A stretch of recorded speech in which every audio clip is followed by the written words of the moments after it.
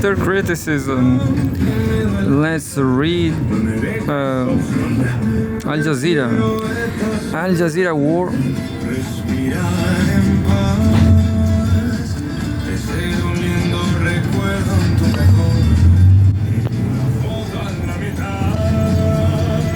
Al Jazeera war on Iran. Al Jazeera war against Iran.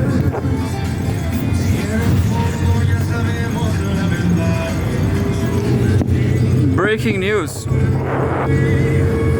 Live updates by Kaulan Magee, Niels Adler, and Stephen Keelan. Live updates. Just 1 second. As usual, I have problems with the video. It's always popping up. U.S.-Israel attacks hit petrochemical nuclear sites in Iran. Petrochemical and nuclear sites in Iran. So, war and more war, people. I predict more war. More war. What about that? And we have the summary. The U.S.-Israeli attacks have hit 2 petrochemical plants in southern Iran's Khuzestan province, and 1 person has been killed in another strike on the Bushehr nuclear site.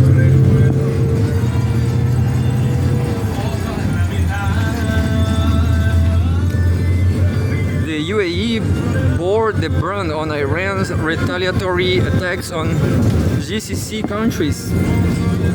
GCC countries. What? Saying it responded to 23 ballistic missiles and 56 drones today.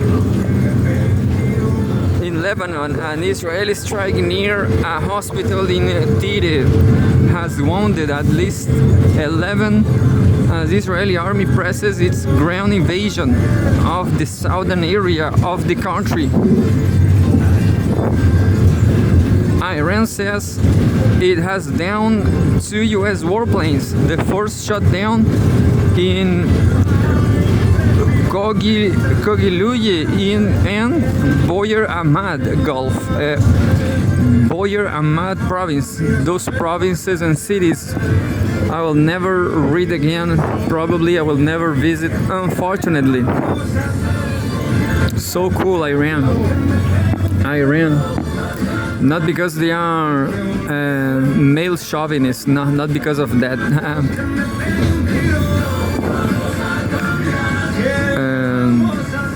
Iran says it has downed 2 U.S. warplanes. The first shot down in Kogiluye and Boyer Ahmad province, the other crashing in the Gulf. 2 U.S. crew have been rescued. At least 1 other is believed missing. And as usual, we have the live tracker.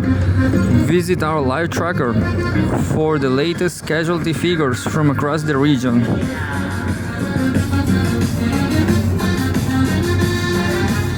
And now today, this live tracker is so depressing because it's always saying just 5 Israelis died. Just 5, just 1. So here we go. Trump's 48-hour Hormuz ultimatum, latest, quote-unquote, in a long line of deadlines.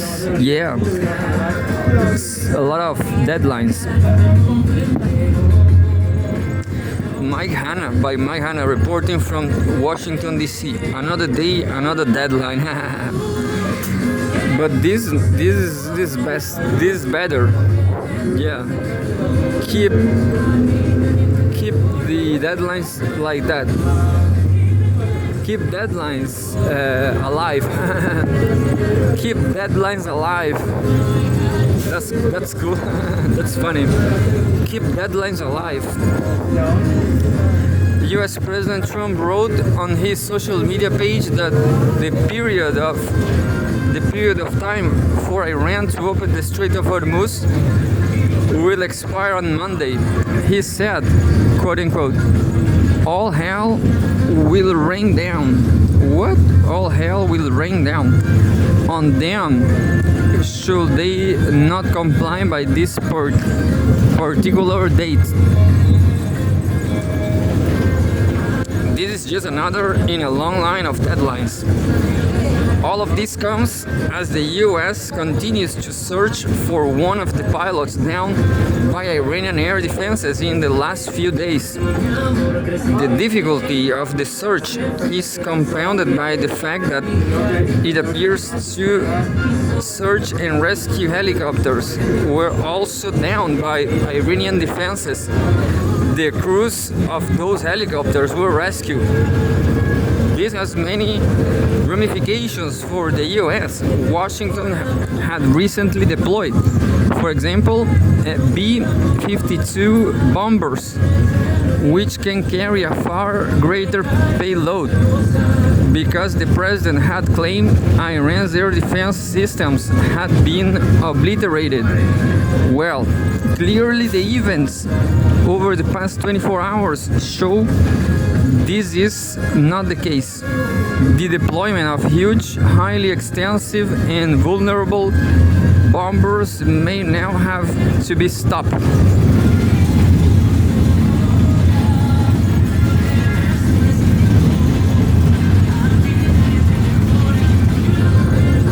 And 14 minutes ago, if you are just joining us, here's what you need to know. US President Donald Trump has demanded in social media posts that Iran open the Strait of Hormuz within 48 hours or, quote unquote, all hell will rain down. What the hell that means? Quote, one person has been killed by projectile fragments after US-Israeli strikes target a location close to Iran's Bushehr nuclear plant, according to the International Atomic Energy Agency. Israeli airstrikes have hit multiple towns and villages in southern Lebanon, according to our colleagues at Al Jazeera Arabic. The UAE Defense Ministry says air defense systems have responded to 23 ballistic missiles and 56 drones launched from Iran today. Gas supplies from Iran to southern Iraq have completely stopped. Al Jazeera Arabic reports citing a statement from the Iraqi Electricity Ministry 27 minutes ago.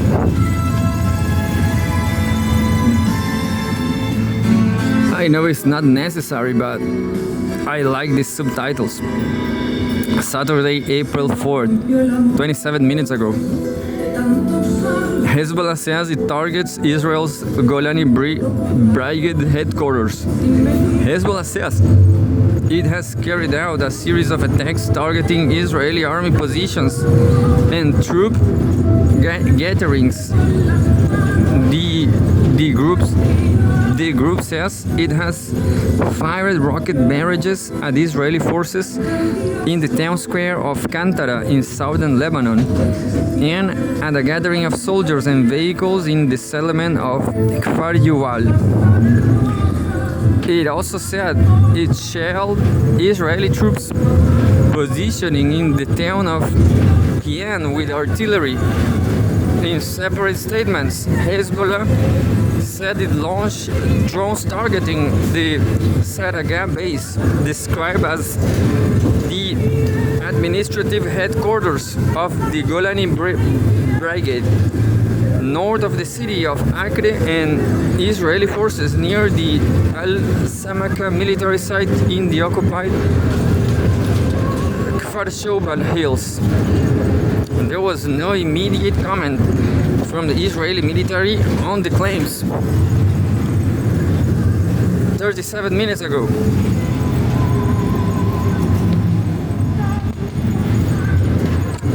Italy's Meloni left Doha after discussions with Qatari Emir. Italy's Prime Minister Giorgia Meloni has left Doha.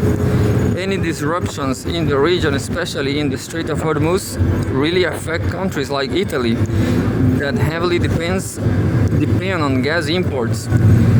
That was one of the reasons she came to the region. She discussed all these developments with the Qatari Emir. They both emphasized the need for de-escalation, but also diplomacy to end this war and to protect energy security and energy facilities across the region.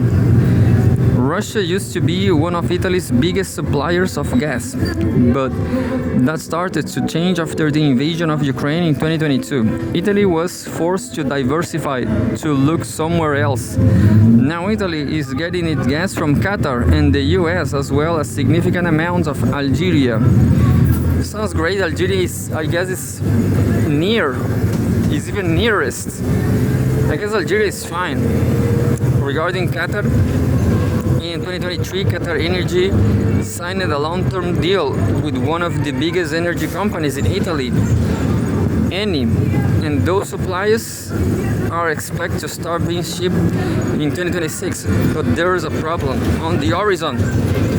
Qatar Energy has declared force majeure of some of its shipments, so it's really unclear if that contract will be affected. That explains why the Italian Prime Minister came to the region at this critical moment. There's a new live update available, but I'm going to read the last one from 1 hour ago.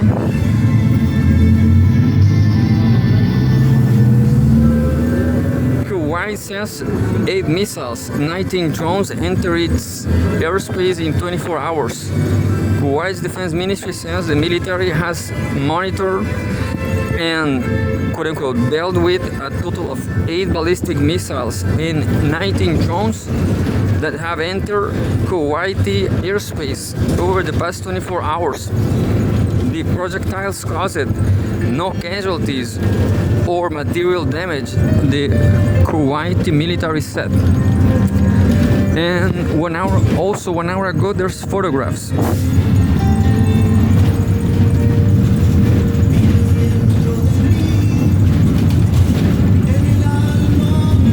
Some Iranian university in rubbles. Photos. Shahid Beheshti University in ruins after US-Israeli airstrikes on Tehran.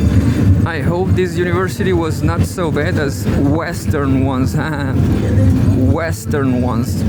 I guess Harvard, Yale should be terrible.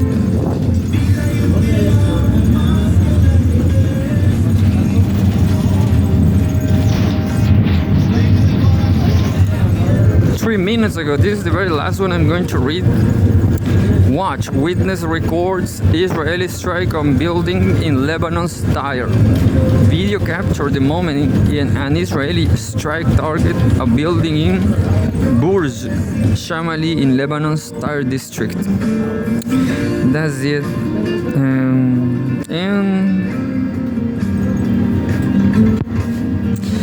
I guess I didn't read this, I don't remember. Let's try it. Trump's 48-hour Hormuz ultimatum latest, quote-unquote, in a long time of deadlines. Another day, another deadline, yeah.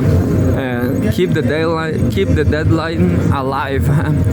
Keep deadlines alive.